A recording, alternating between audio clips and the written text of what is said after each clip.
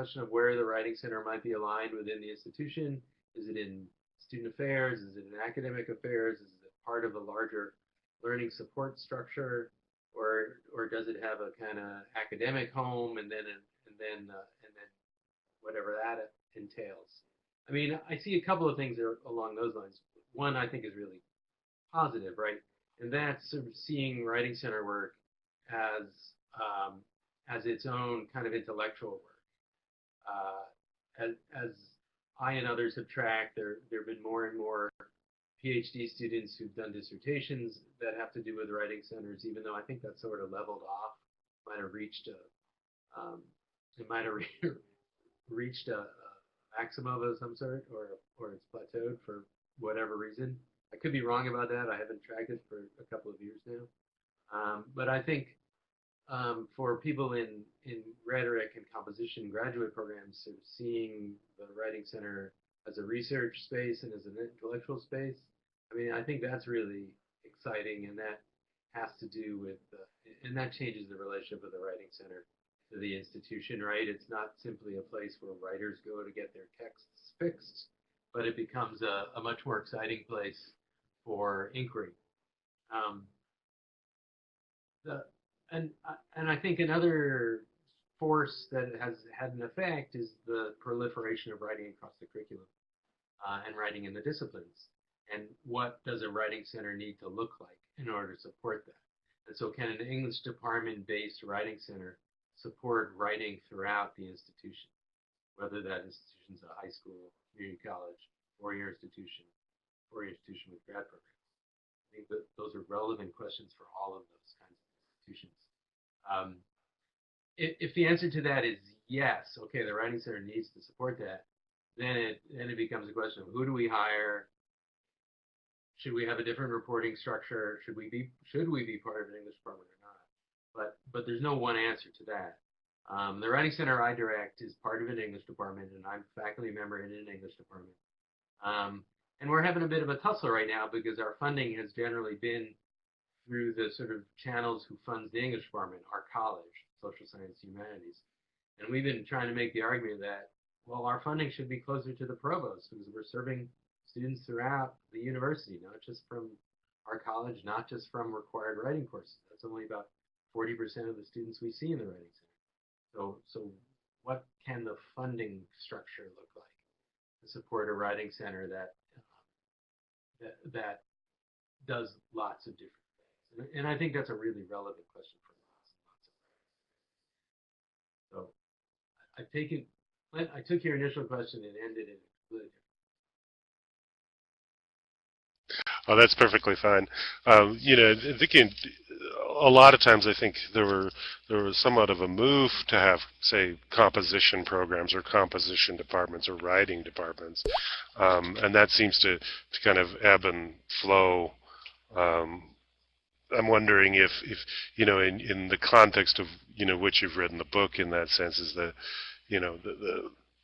teaching of writing in a sense becomes a university wide sort of thing, or a college wide sort of thing, or institutional wide sort of thing, and if that's a good thing where writing centers or writing labs per se, whatever we want to call them, can take a part in that, because that's that one-to-one instruction that was often kind of pushed away, and then started coming back, say, more out of the 70s, out of Bruffy stuff, peer response and whatnot, but also just having the instructor even respond to a writer one-to-one it was rare when I was an undergraduate in the 80s, that's for sure. I remember I met with a couple of instructors throughout my entire college career to talk about my writing one-on-one, and it seems more common now in that sense. I mean, I think the argument I was trying to make in the book kind of moved. The starting point was not necessarily about writing instruction, but about experiential learning, and that the idea of a writing laboratory is more about the idea of a laboratory for learning, right? And really, my impetus for that project came from working at MIT and literally teaching writing in labs. That we were structuring workshops such that students would set up an experiment in the lab, they had downtime, and then we would come in and do a writing workshop. And that made me start to read a little bit about, well, what's the history of laboratory science, and what's going on there as in terms of teaching, right? Not laboratory science as a way of producing experimental science, but as a way of teaching science students. And once I started reading in that area, I realized how strong the parallels were to what the history of writing instruction was like, right? Including the sort of larger goals of it. Well, we really believe in hands-on learning. We really believe in student experience as key. We really believe in practice, not merely lecture or dissemination of information, and we really believe in learning as discovery, right? This is all kind of the hallmark of science instruction in the 1850s. Um, so that was kind of my way of approaching it. Not so much of, has there been conferencing, even though I've written about that, the history of conferencing. Um, but the history of the sort of larger ideas of, well, how do students learn? How do we think students learn? And how best do we bring about that learning? And so to me, those parallels between science instruction and writing and rhetorical instruction were really striking. Um, and I think the point I make in the book, or at least the point I tried to make in the book, is how difficult it has been in both fields to enact that vision or those larger ideas. Um, and whether it's because, class sizes are too big, or teachers aren't prepared, or it's just hard. It's hard to teach it. It takes skill, and it takes takes commitment, it takes all kinds of things that sometimes we don't have a lot of high priority for. Um, so my reading of that history in a nutshell, in a tiny chat, is that it's from very early on has had high ideals and grand principles, but it has had difficulty in trying to enact those for a whole variety of material reasons, logistical reasons, sometimes ideological reasons as well. And where we are in the current moment is about as close as we've been to enacting some of those ideals. But there have been other moments as well where things looked pretty darn good, and then things happened and they weren't so good. As I've written as well, I think enrollments have a big effect. Well, reading Karen's note. I'm not sure, Karen, why you were having trouble. You can hear me. I don't know what to do. Clint, what should I do? I can hear you fine, but I'm probably because I'm wearing headphones. You might want to see if you can click on the. Oh, that's a good question. It might be either under the microphone settings, but yeah, I'm not. I'm actually hearing. Well, nobody can hear me. Yeah, well, I can hear you. Like I said, I'm wearing headphones, but let's see if you click on. Hang on, just 1 second, because I'm going to disappear. If you click on the stop broadcasting thing. Okay.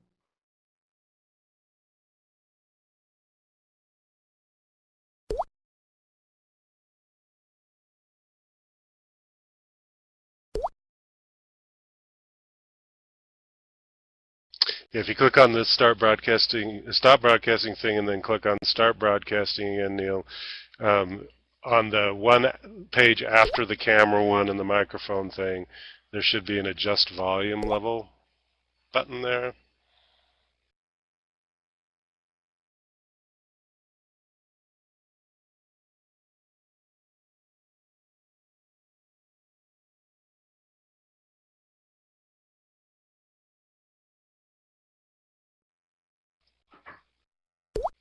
Is that any better? Is that any It's better better for me. for the people who couldn't hear me? Is that any better? Sounds the same to me, but It's about the same. I think we're stuck with it. Crank up your volume. I'll try to talk more quietly then. It probably is me, actually. Yep, my I volume is suggest, at max. yeah, I suggest headphones for folks who have a hard time hearing. That's all I can say, unfortunately. Um, Actually, that's interesting because I'm looking at all my questions about what you were saying about, the sort of progressive nature of writing, right, the composition programs, the writing laboratory, writing centers. Um, and then that got me thinking in terms of writing centers as sort of radical spaces, um, as well as traditional spaces, which is very interesting because you have um, a writing center is merely supposed to meant to be a support for curriculum, or is it supposed to be this radicalizing space that has different teaching methodologies, which I think came along more, say, the 60s and 70s, perhaps. Um, but how does does that? I guess that all fits into that progressivist sort of notion of what composition and what writing centers do, right? I guess if No, that's a question. I think in some ways in trying to get at your point of, I know you're referring to some of the writing laboratories I wrote about that were in the 1930s, right? And they started as classroom, you take a class. The class is the writing lab, which still exists. That model hasn't gone away. You register for a class. To me, that has more to do with the logistics uh, of our institutions, right? How do you count what people are doing, right? It's a lot. We're based around credits and structures, right? So if someone's taking a class, then you can make them pay for it, or you can keep track of how many are doing this or that or the other. I mean, it's a dilemma we're having in some ways in our writing center, um, in thinking about how to be offer something that might be credit bearing, particularly for graduate students, as a way to kind of keep track. Um, the um, so I don't, Clint, I'm not sure there's anything more behind the move from being tied to classrooms to not being tied to classrooms and being autonomous spaces, um, than that. I mean, other than, I mean, clearly, sort of in the most contemporary incarnation of writing centers, uh, it's long been since the 1950s. It's long been the narrative that, well, we're not classroom spaces. We're better than classroom spaces. So let's make sure we stay separate from classroom spaces. And I think there's utility to that. At times, I think we fool ourselves to think that we're so different, um, than what goes on in classes. Other than though the presence of undergrads, is a huge difference. Undergraduate peer consultants is a huge difference from what goes on in classes. And that's not, as Mickey has written, it's not the same as peer review in a class. It's a completely different kind of structure, including the way authority works. So um, we're I mean, I feel like my answers to the question so far have been, it's really complicated. It's just not simple. Well, yeah, I mean, and that's in terms of what I'm thinking as well. Is that I mean, I'm thinking of this. This is a. I'm just thinking in terms of writing center history as it is, and it is a very complicated thing. We have many different roles and origins, I guess.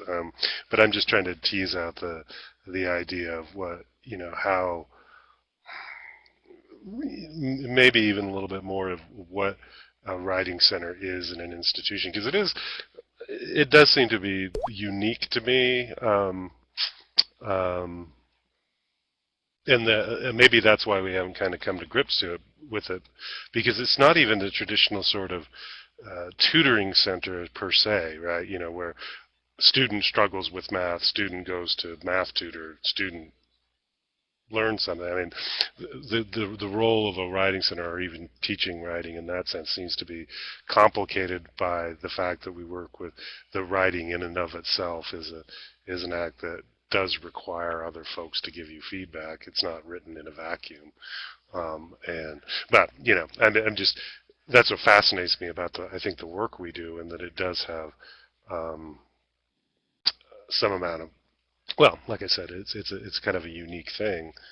And oftentimes, particularly it depends on the level of writers you're working with, but sometimes, writers have never gotten any sort of one-to-one feedback ever in their life, other than they might go see a teacher, but they only do that when they're in trouble. So again, no question there, but go ahead. Yeah, one uh, one thing I've been doing this semester, which our semester is just about over now. Um, I've taught the practicum course for undergraduates to be writing center tutors, and amazingly enough, it's the first time I've ever taught this course. I just haven't had an opportunity till now. And I had my students do their writing center experience not here at Northeastern, but at the neighborhood community college. And that's community college is a really interesting place because it serves a largely African American Boston community. It's had trouble with not having enough resources forever.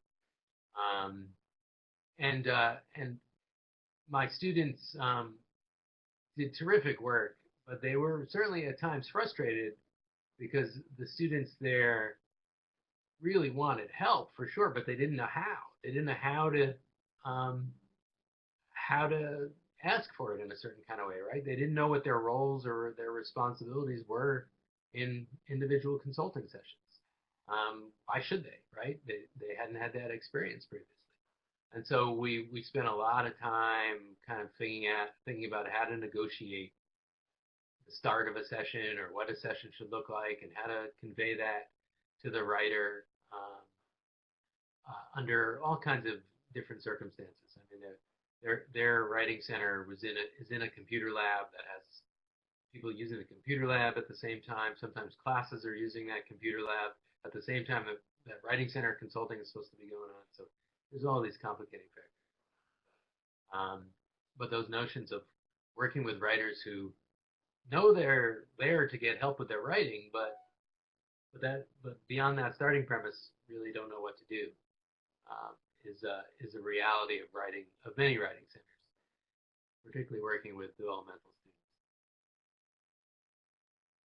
Yeah, and I think of the history that you write about. In a sense, it seems like that. I mean, going not to pick on the name, but having names like writing clinic and whatnot. Oftentimes they are in many ways paramedic writing centers, writing laboratories, sort of paramedic, helping the writer heal in that sense. But My Nikki favorite, asks, my favorite one's yeah, the English hospital. um, but Mickey asks, do we ask that comp programs be unified? I assume Well, that means at institution.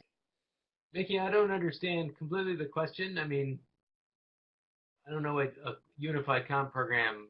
I mean, I guess I see what you're saying, like that we need a unified writing center necessarily. Um, but I don't know who the we is for comp programs, and I don't know what a unified comp. I mean, you know, sometimes they're both comp and ret, so they're by their very nature they're not unified. Um, Yeah, so and I think I don't know. sorry, go ahead. I don't know. I don't know the answer to that. Yeah, I think that's even complicated by institution type because I think universities struggle much more with WAC and WID stuff than smaller schools do. Um, Community colleges tend to, our composition program tends to be rather WAC universal. Um, let's see, you got to follow. Mickey's following up here. Neal, everyone wants to say what writing centers are, but does anyone in CompRet have the same program across all institutions? No.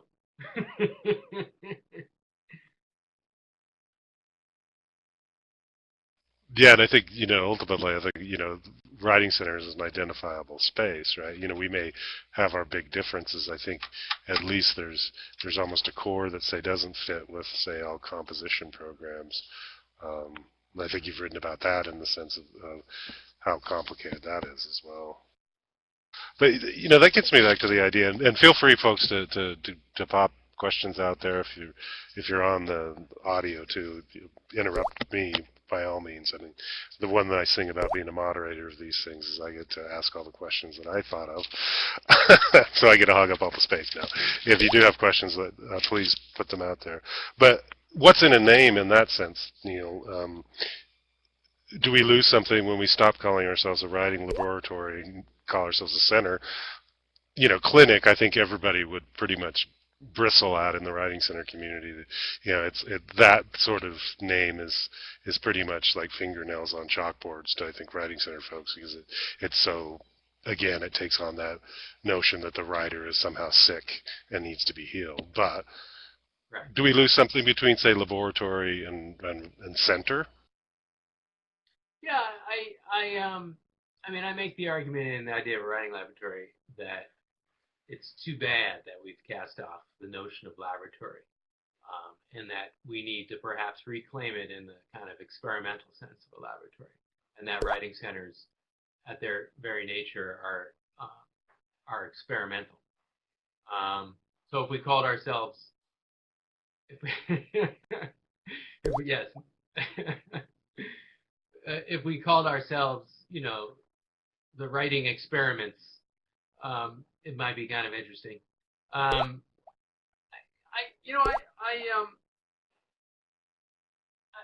sometimes wonder though with the idea of labeling and then the messages they send, what do we really know who's being sent that message and how it's being read? So if we call ourselves a center, we assume we're asserting our centrality to something, maybe ideally the institution and the writing that happens. But do we know that's how it's being read by those who are trying to make that assertion to, right? We just often just assume. I'm not convinced that naming. I'm not going to say naming isn't important, because I think it is, but we don't have. We often don't do the kind of analysis that we would necessarily need to do to determine whether the name is one that is projecting the kind of identity that we want to project. Um, we're working on a collaboration with a local high school to open up a high school writing center, and for a variety of reasons, it's going to be called a writer's room. And I like that. And then, but our big debate was where the apostrophe should be.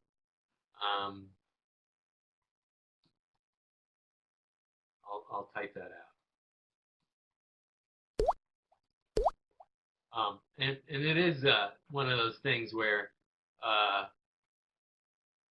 do we want to assert our essentialness to individual writers, or do we want to say we're about all writers? But it's probably one of the things that only the people who are running the place really care about. And the students would think, oh, there's where I'm going to go and get help with my writing. Yeah, I think the name thing is one that we play around a lot with. I mean, even the names we call ourselves is always bandied about, tutor, or consultant, or whatever. But like I said before, if you've got any questions, just type them out there and I'll read them off. But that fits in, I mean, with naming in that sense is going back in the history of it. What were those early writing centers? How were they staffed? Was it always professional? Was it always instructors? Or did we have to wait till the 70s to find any peers showing up? Yeah, so from what I understand, they were largely staffed by professionals or instructors or faculty at an institution. The earliest mention of undergraduate peer tutors was at San Francisco State, and this came from a 1950 dissertation by Claude Schaus, which is up on Compile. The entire text of the dissertation is there. I had it digitized and submitted it to Compile, and I wrote a brief preface for it. So it's a study of writing laboratories and clinics nationwide, which is the title. And he was a graduate student at the University of Southern California, who ran at San Diego State, and he ran what was then called the writing clinic at San Diego State, and for his dissertation did a study of these practices nationwide. It's a really fascinating piece if you want to take a look at it. And San Francisco State was one of the ones that was the only one that was mentioned to have undergraduate tutors. I've written to the archivist there. I did a bunch of years ago, and they didn't have any material in their archives about the history of that writing center or clinic or lab. So I haven't been able to pursue it anything beyond that. I mean, there's a long tradition of undergraduate peer support in all kinds of ways, right? So it wouldn't surprise me if whether it's institutionalized or codified into something where students are filling out time cards, is a different story. But but but the old school tutorial system or preceptorial system and some of the more elite institutions has always had a strong role of undergraduate support and peer learning, peer-to-peer learning. So it wouldn't surprise me if that's been going on. It certainly has been going on informally for as long as there probably has been education, right? But it's a matter of when did it become formal structures, and that we can name it that kind of. But the thing about doing archival work in writing centers is it's hard to find the archives, right? No one thinks of saving the material at the time. Um, that becomes a challenge. So you have to keep that in consideration when reading any history of writing center work. It's based on it's a historiography, right? It's based on pretty partial information.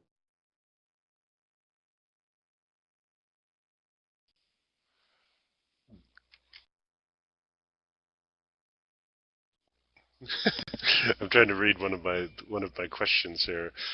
Underneath it, I've written "Road to Wellville" for some reason. I think I was thinking about that progressivist sort of movement in the late 19th century, and were writing centers. Um, I mean, I don't know if you've read "The Road to Wellville," the novel. The movie's actually kind of fun too. But the idea of the Kellogg's in the world saying that it's more or less like if you do these things you will be better. Was that sort of like the whole motivation? Was it like changing a society that we have, changing how that people behave? Um, is that sort of a context where early writing centers come out of? And ultimately, I think we still sort of live with that we are, as educational institutions, we're working to make people's lives better. I suppose is the idea. Um, um, I'm just trying to figure out my own context for writing that on my not question. That's not a very good question at all. Not a question. I mean, I really can't say I found any kind of grand mission like that. Um, it's much more kind of as you'd expect. It's a kind of how can we solve a problem? The problem of students aren't writing well enough.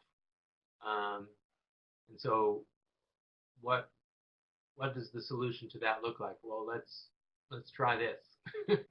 Let's try a writing laboratory and give students the support. Uh, and the to me the kind of politics of that are okay. Once that solution was in place, it was as if we had dealt with whatever the problem was, right? And then very little more would be done. There Yeah, was it is. no Well, yeah, sorry, go ahead. there was no. I was just going to complete that sentence, right? There's that we've sort of symbolically taken care of whatever the problem was, and then we're good. When without really trying to find out whether that's true or not.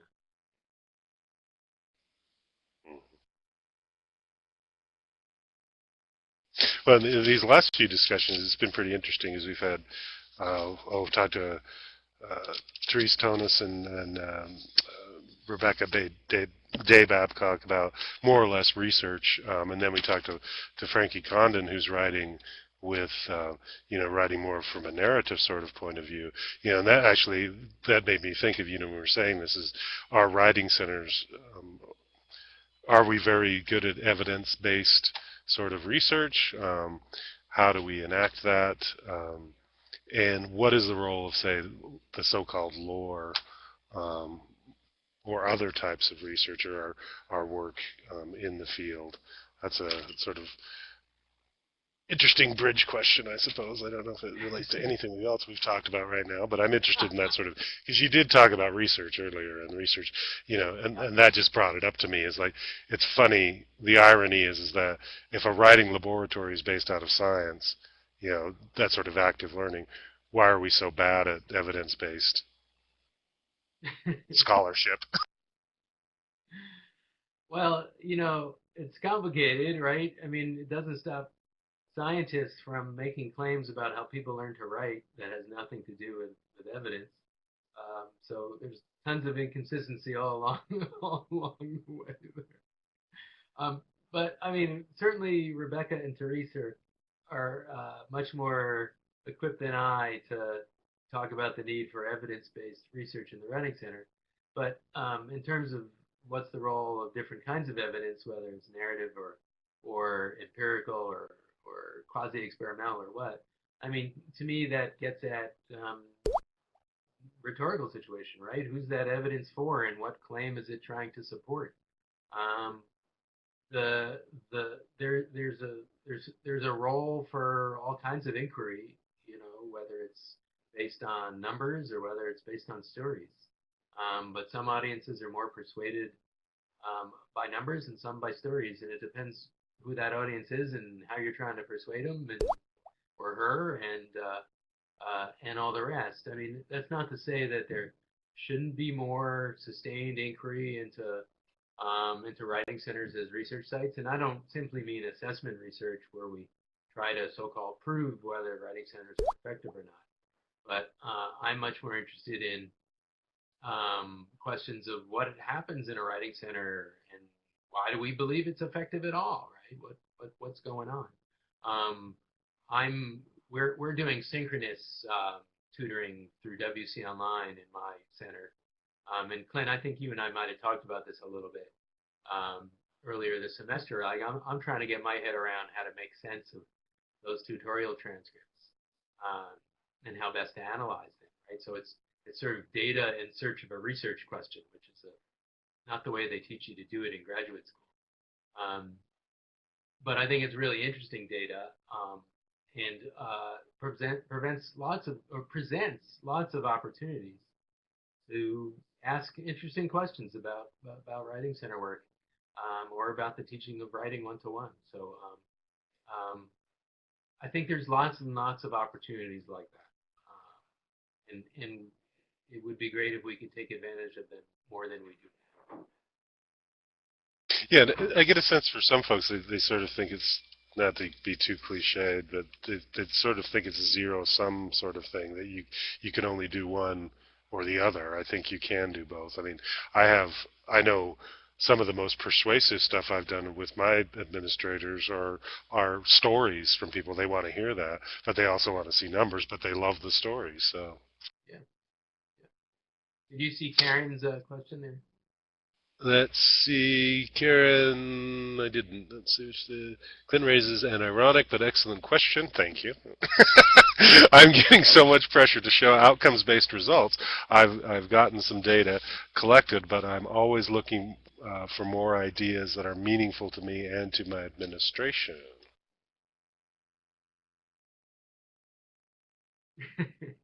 So, Karen, if you haven't seen it, there's a new book by Ellen Shandell and Bill McCauley on writing center assessment, and I really recommend it.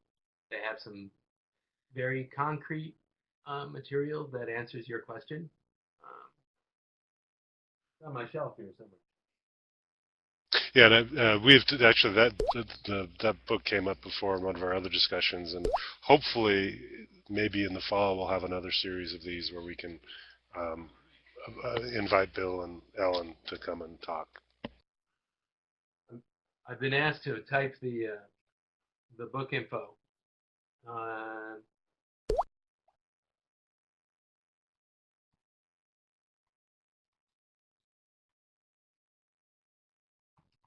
I think the title just might be Writing Center Assessment. I can't remember what the title is. Clint, do you remember?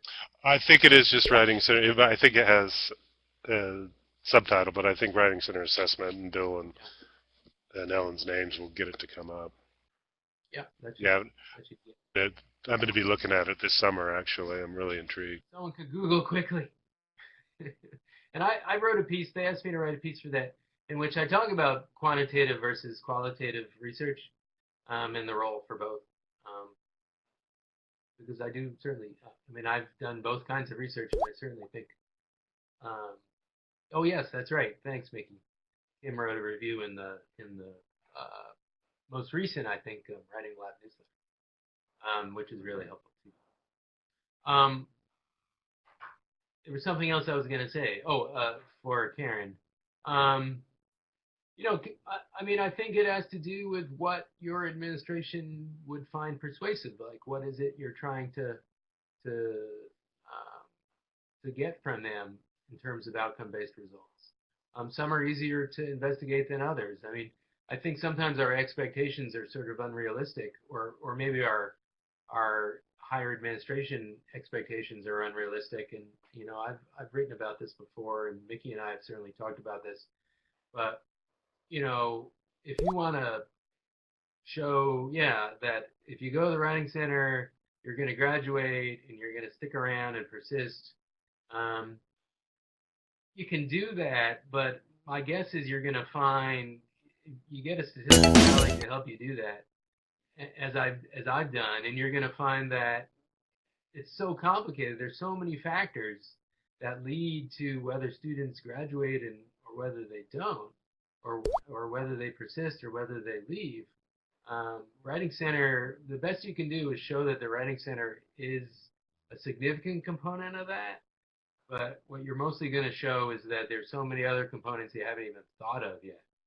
Um, so if there's an institutional research office on your campus, I really recommend having a conversation with them because they're already collecting data on what leads students to be retained and persist.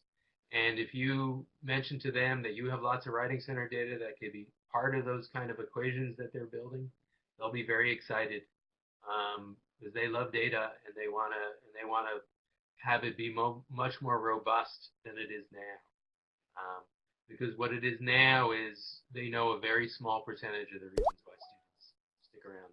They might have identified some factors, but there are many other factors, that they don't know. So go to those people and say, your R squared is really big.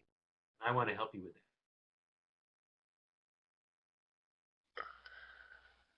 Got any other questions in the room right now? Not that I see.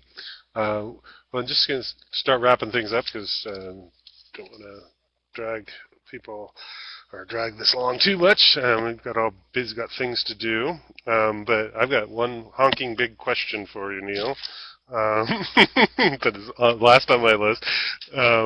What ultimately, or maybe what's the one big thing, and I'm sure you'll expand this into multiple big things, but what's the one big thing that we can learn from our Writing Center history, the past? Plastic. Excellent. Um,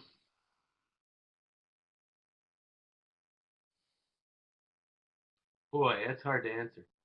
I think if there's any one thing I would have to say that I've really tried to assert in all of the writing I've done about Writing Center history is that there is a Writing Center history, and that we've been around for a long time in various forms. We're not new. There are ways in the work we do which is new, but as long as there has been writing, there has been some kind of writing support, formally and informally. And often we can take advantage of those histories, even if they're institutional histories, to build a persuasive argument for why we're important. Um, and a lot of my historical work started with doing that kind of institutional history, just trying to understand what came before me at my institution. I've been now at Northeastern for a couple of years now, and I haven't done that here yet, but I'm really excited to embark on that, and have had conversations with people about what the history of the Writing Center here is, um, in ways that if I don't do it, perhaps a graduate student project would be really appropriate. So, you know, history as a evidence for our sustainability is very powerful. So if there's any one argument for continuing to do that kind of work, it's that. It's our future is dependent upon our history.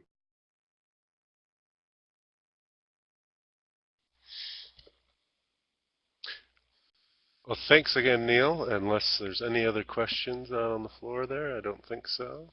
It's been great talking to you, and really, have you got anything coming? Any books coming up, or are you happily enjoying your new position? Well, I guess it's not quite new, but you know.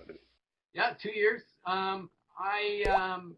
The main project that I'm working on is one with Ann Geller and Michelle Iodice, and it's called the Meaningful Writing Project. I'll give you our URL for our website.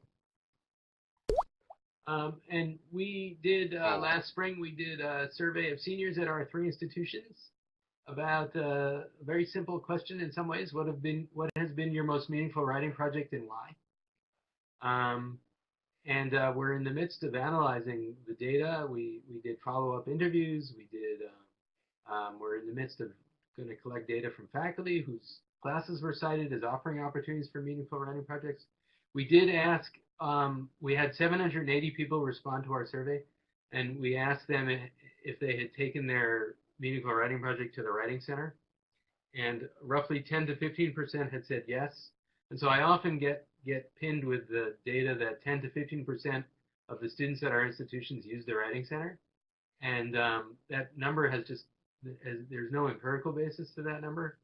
It's a felt sense more than anything else, but it seems to resonate. So even within the meaningful writing project data, yet again, 10 to 15% of those students have used the Writing Center. So you can bank on that number. But that's what we're working on now.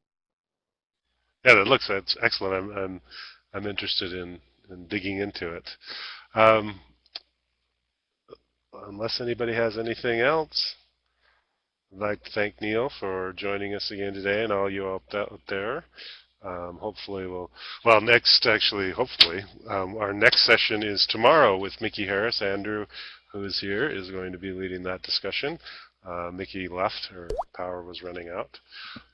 And then this Thursday, we're going to be talking to Laura Greenfield and Karen Rowan, Writing Centers and the New Racism. That's this one.